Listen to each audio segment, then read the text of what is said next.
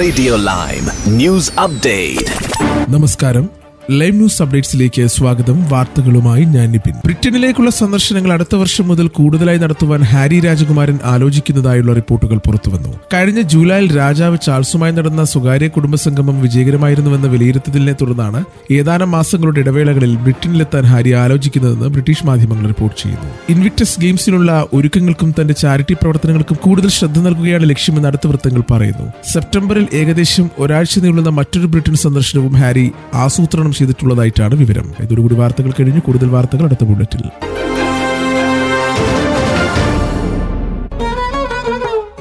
കൂടുതൽ വാർത്തകൾക്കും വിശേഷങ്ങൾക്കുമായി radio lime app download ചെയ്യൂ. പ്ലേ സ്റ്റോറിൽ നിന്നും ആപ്പ് സ്റ്റോറിൽ നിന്നും.